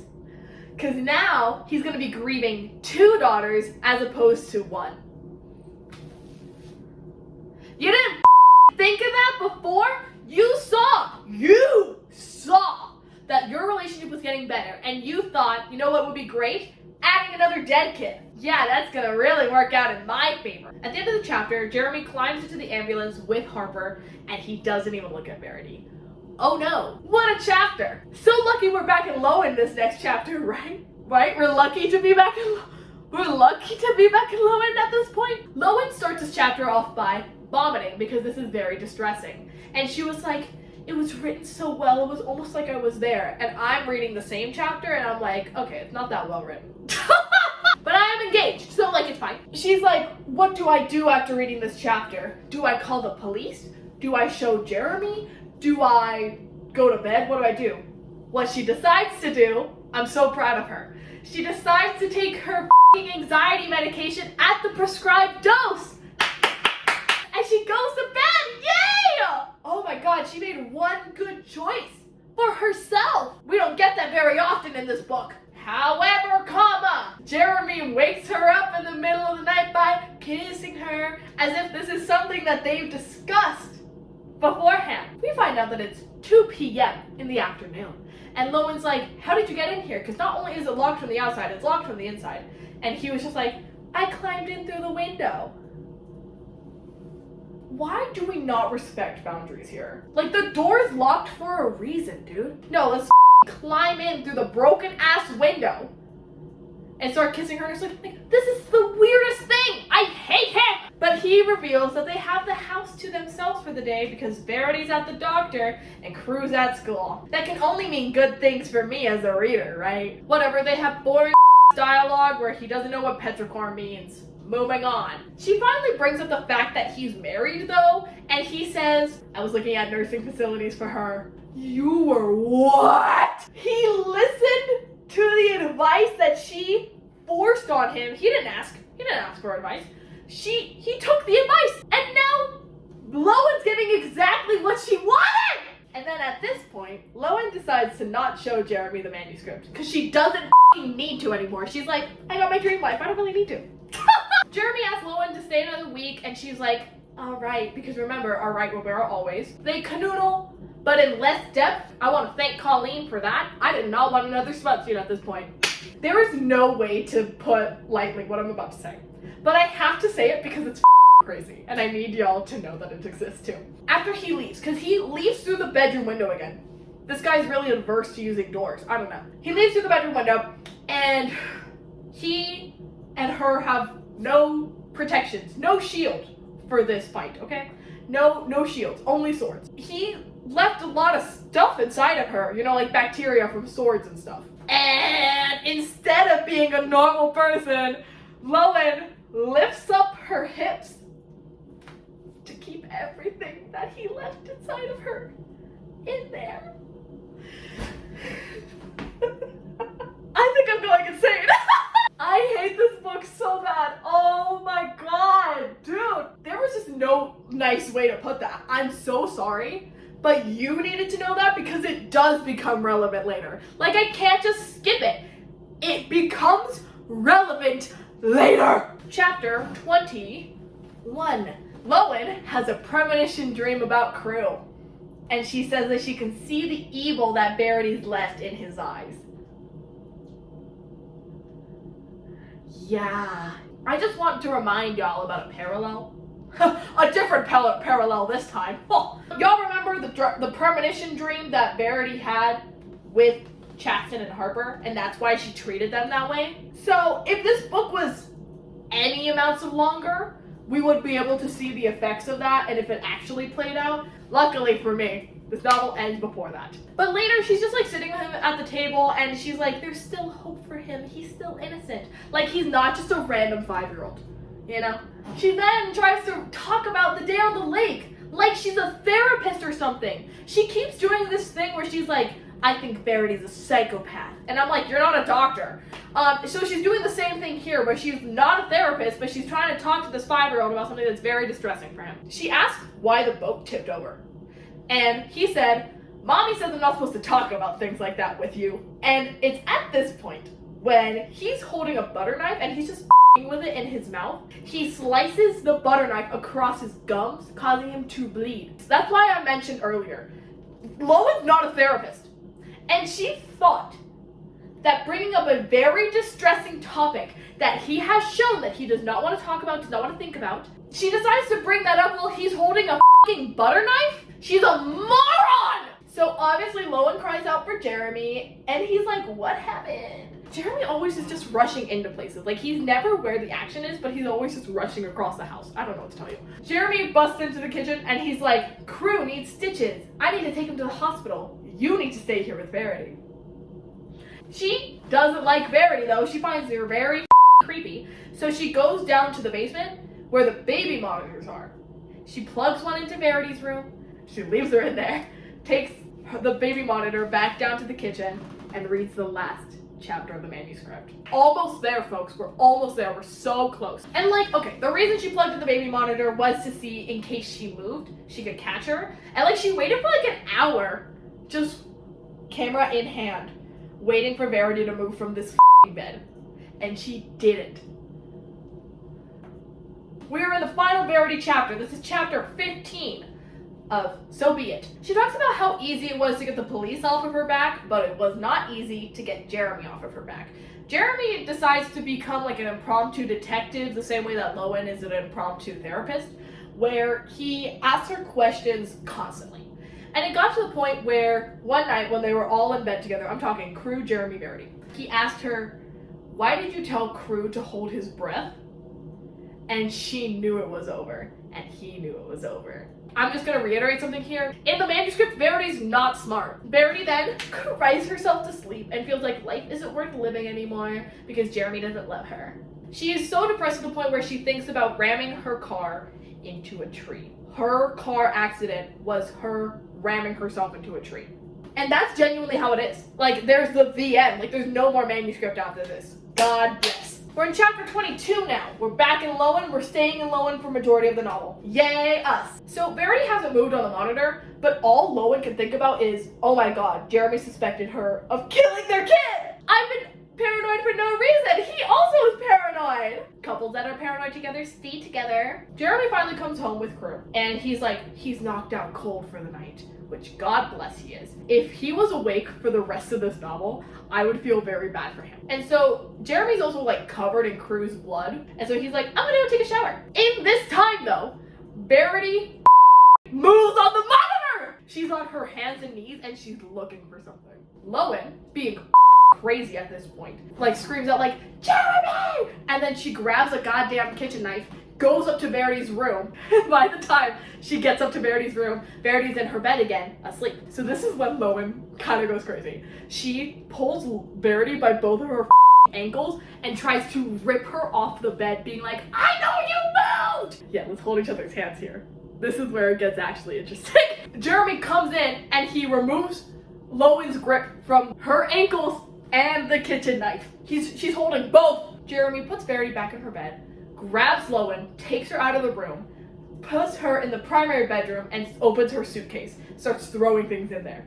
He's finally kicking her out! Yes! But Lowen's not a quitter, unfortunately. Lowen tries to defend herself, and Jeremy's like, you've been seeing things since you got here, which is correct. And then she finally pulls out the manuscript to Jeremy and says, read it. What happened to, I'm not going to show Jeremy the manuscript. Looking for that. Jeremy's response to this isn't, what is this? What's going on? What is any of this? His reaction is, how did you find this? Now, I didn't clock it at the time, but neither did Lowen. But it's not a question of what this is, it's a question of how she got it. It's important to know his response, but just know that Lowen doesn't pick up on the fact that he already knows about it. And at this point, Lowen's just like, please read it, please read it, please read it. Because she doesn't want to lose the life she almost just got. Chapter 23. I'm losing it. I've been filming all day. I started filming at like 11. It is currently like 4 p.m. in the afternoon. She's like, it's gonna take him a while to read the manuscript, so I'm just gonna wallow in the bed of the primary suite. But then she hears him crying upstairs. And it's taking him a shorter amount of time to read the manuscript. Sometimes when Lowen describes time, I'm like, you're a really slow reader. Cause like sometimes she'll be like, it took me 12 hours to read this. And I'm like, this is simple writing, but okay. But the thing is, Jeremy goes to Verity's room. And mind you, she has the baby monitor with her. Lowen kept it. While she was getting dragged around the house, she kept the baby monitor with her. So she can see everything that's about to happen, okay? Jeremy goes to Verity's room and he's like, I'm gonna call the police on you. If you don't tell me what the is going on, I'm calling the police. Verity doesn't move. And then he's like, I'm gonna take Crew away from you. And that's when Verity reveals that she's been faking it the whole time. The whole time! She was just being vegetative for fun. But the thing is, while she's trying to defend herself, she looks scared out of her mind. She looks scared of him, of what he can do.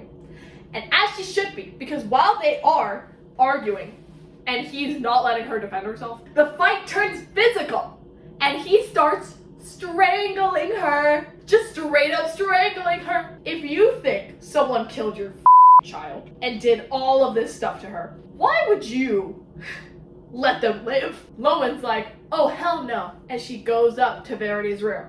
And she's like, Jeremy, don't strangle her, the police will know. Not anything like, Verity deserves to live, Verity should explain herself. No, no, no.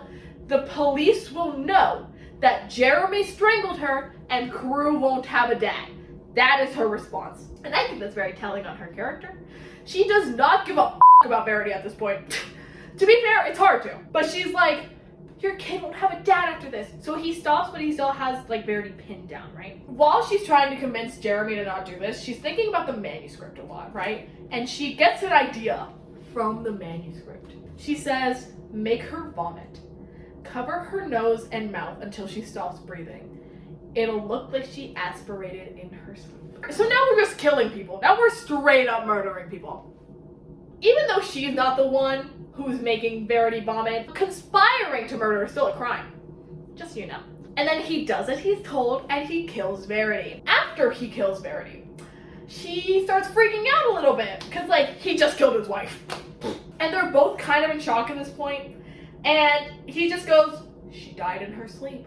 So he's cleaning up the room and he needs to plan their alibis. And he's like, we'll call the police in the morning. That's when we'll find her. But you just went to bed and I just went to bed. And then they go to the primary bedroom and hold each other to fall asleep. That is not their normal routine. And yet they think that that's smart? And my question is, you can sleep after that? I wouldn't be able to, but that's just me. Chapter 24. We're doing a time jump 7 months later. After Verity died, Lowen went back to Manhattan the same day, right? Because her outlines got approved, right? And like all of her outlines were approved. And then she just finished the first draft of the first book. And then she says she wants to get a deadline extension because it's gonna be hard working on a book with a newborn baby. Do you remember how earlier I said that like it mattered that I told you about the thing? This is why it mattered, because it worked! And the thing is like neither one of them were surprised, but they obviously weren't planning it. So after 2 weeks, only 2 weeks of living apart, she ends up moving to Vermont with him. I'm sorry, their PR team has got to be putting in overtime, dude. This is a bad situation. And then once they found out that she was pregnant, they sold the house. God bless that eyesore. They moved to North Carolina and then bought a house in cash on the beach. How do they have the money to buy a house in cash? Oh, well, they used Verity's life insurance. He still got her life insurance!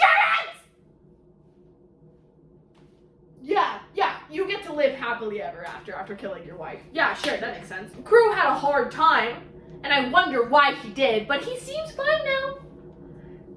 Yay. After selling the house, Lowen, Jeremy, and Crew, that's where we're at currently, are getting rid of all of the stuff in Vermont so that the new buyers can come in and stuff, right? Crew is like, I need to get my drawings from the hole in the floor in Mommy's old bedroom. Lowen goes, there's a hole in her bedroom floor? So she goes and she finds a picture of the girls, the knife, and an envelope with a letter inside. The letter is very different than the manuscript, not only in like actions, of course, but in tone. In tone, it's more heartwarming, it's more sincere, it seems more like a person as opposed to an evil villain that you can kill someone over.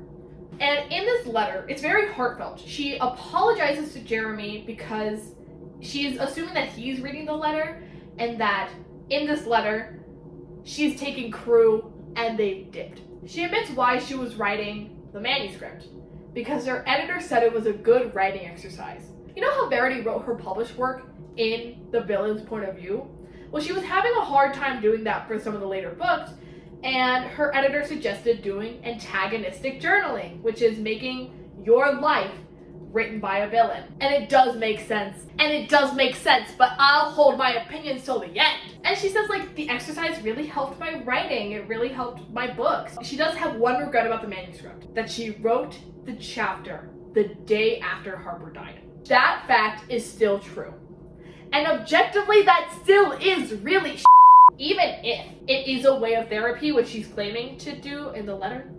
It's still weird that as soon as your daughter dies, your second daughter dies within the span of 6 months, the first thing you do is open up a Word doc. That is still weird, even if it's therapy, right? But that's what she's claiming. She's claiming it's therapy. She's claiming that it was just to help her. And the thing is, she never thought that Jeremy would read it because he's never read any of her other books. So why would it matter? But then she also tells the story, the real story of how Harper died, because it was an actual accident. And then she admits that she made faults like not putting the kids in life vests and all that stuff, but she never intentionally would hurt her daughter. And it hurt her to believe that Jeremy would believe that. But the thing is, she did tell Crew to hold his breath. She says it in the letter. I did tell Crew to hold his breath. And she claims she said it as the canoe was already tipping over. But she doesn't blame Jeremy for blaming her for the accident because she was literally there. And she does blame herself for Harper's death. When she finished, she was like, God, my life is over. So then she printed it out, shoved the physical copy in a shoebox, and then kept the file open on her goddamn laptop. My question is, why print it out in the first place? There's really no need for that. You are just wasting trees. Because it's not like you want to publish it. It's not like you want to do anything. So why would you need a physical version? But that's just me. That's just me. That's just me and my opinions. She slept for most of the next day because she wrote a lot at night. And then she wakes up to a loud noise and it's Jeremy finding the manuscript on her goddamn laptop. Mind you, this is the same man that wouldn't read her physical published work, but he would read the goddamn manuscript on her laptop. Before she can explain herself, he grabs her by the throat and they start physically fighting, and then she passes the out. Then when she wakes up, she finds that her hands and feet are bound and she has duct tape on her mouth and she's in her Range Rover as Jeremy drives towards a goddamn tree. She's in the hospital and he still looks like he wants to kill her when she wakes up. He starts going for her throat again. Again, dude. And mind you, strangulation is very personal. Like, you have to get very close in order to strangle someone. And he wanted to do it at the hospital in front of goddamn nurses and doctors. In order to survive, she just unfocused her eyes and didn't follow him. And that's when he thought, oh, Verity's not there anymore. And the reason that she was faking all of this was in order to survive. Because he was gonna kill her. Not once, but twice. But she still isn't mad at him. She's like, you've still been a good husband to me. You've been a great father to your kids. I don't blame you for blaming me. If I read what I read, I would have reacted similarly. She still is in love with him, but they can't get past the rage and the murder attempts. Who can? And she says something very interesting. She says, If you find out I'm faking before I'm able to leave, your third attempt to kill me will be successful. And she was right. Now, she does also mention Lowen in the letter, saying that the co-author is making it really hard for her to be able to find the manuscript and burn it, right? Because if Jeremy still has that in his possession and she just leaves with Crew, he'll take it to the police. Duh. But she's also mad at Lowen for sliding into her place as Crew's mom and Jeremy's wife. Duh duh duh duh duh duh duh duh duh. But she can't make herself hate Jeremy.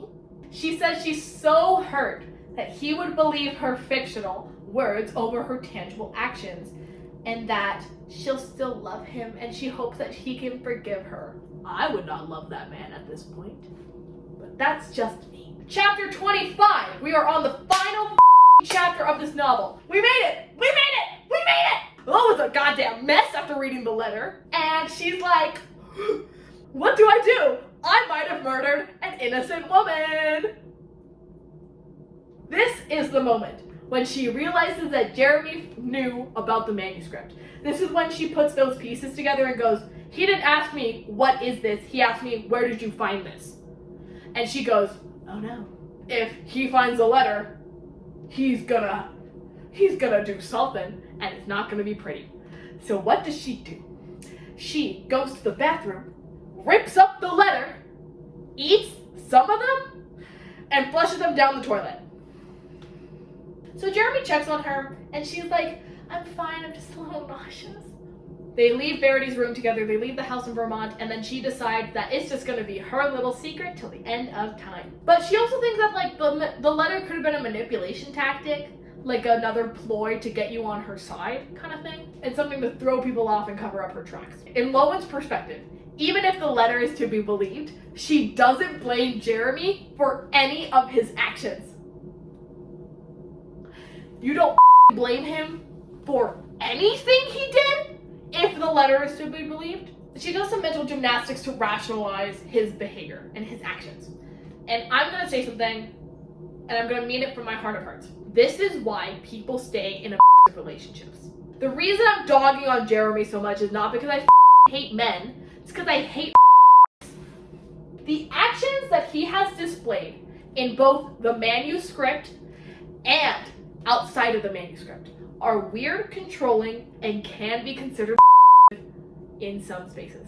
And whenever I would mention the weird and controlling behavior stuff that he would do, it's not because I'm like, look at this man being a weird man. It was more like, look at the red flags to all of the that he's about to do. Look at the red flags from the get-go, from the start.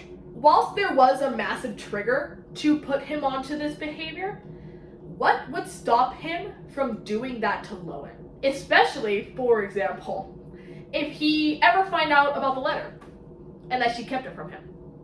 What would he do to her? But of course, that's just my opinion. The final line of this novel reads, no matter which way I look at it, it's clear that Verity was a master at manipulating the truth. The only question that remains is, which truth was she manipulating?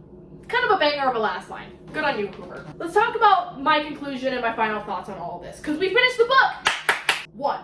Lowen is the villain of this novel. So she acts like how Verity acts in the manuscript. Stay with me, stay with me. She is man-obsessed, has no friends or family. She's a loser, desperate for love and attention, and she's cruel to people that she thinks deserves it. Even when she hadn't met Verity yet, she was talking in length about how such talent was wasted on this accident. You all remember those quotes? I remember those quotes. The only real difference is how they treat kids. Lowen was never cruel to Crew. I also want to say, Verity was never cruel to Crew or to Chasten. I guess she was at the beginning, but not the point. She only was cruel to Harper because she had a dream. But who did Lowen just have a dream about? Almost a premonition of sorts. Crew. I want to say something. Some of these characters are dumb as okay? If you believe the manuscript over the letter, we also have to agree that Verity's kind of a moron. People found the framework for all of it, right? So not once, but twice.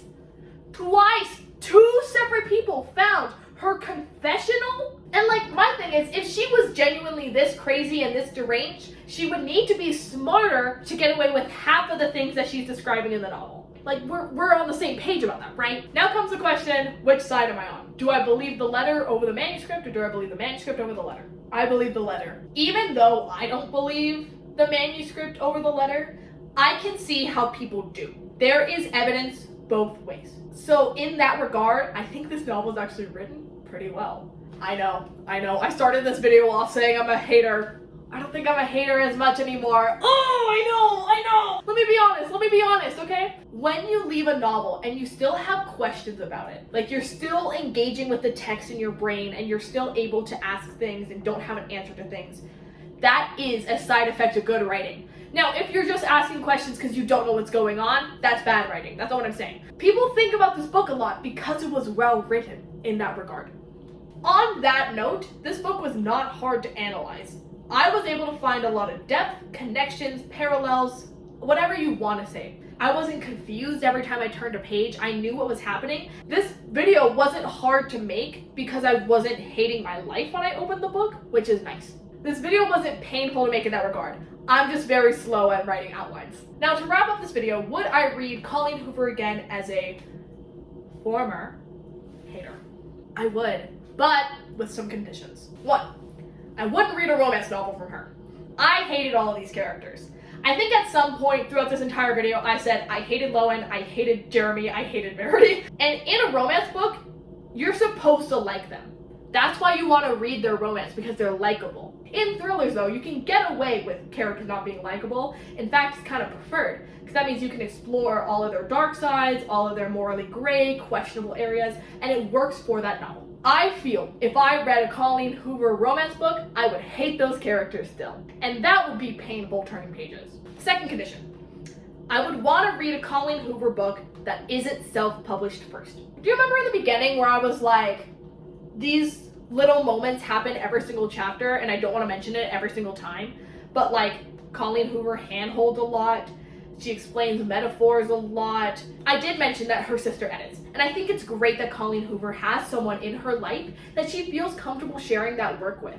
You know what I mean? Especially work that has so much smut. However, I think Colleen is at a point now where she can have an editor that has more credentials, that's willing to tell her hard things. I think what held this novel back in a lot of regards is the fact that she just didn't have a great editor. This is good writing. Colleen Hoover isn't a bad writer, but she needs a better editor.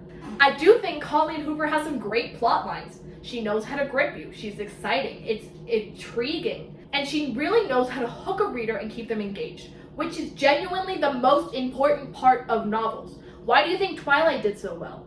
It wasn't because Stephenie Meyer is a wonderful writer, it's because she knows how to engage an audience, and the same thing goes with Hoover. You can have all the writing technique in the world, you can have the best editors, you can have all that stuff, but if your work isn't engaging to readers, no one will read it.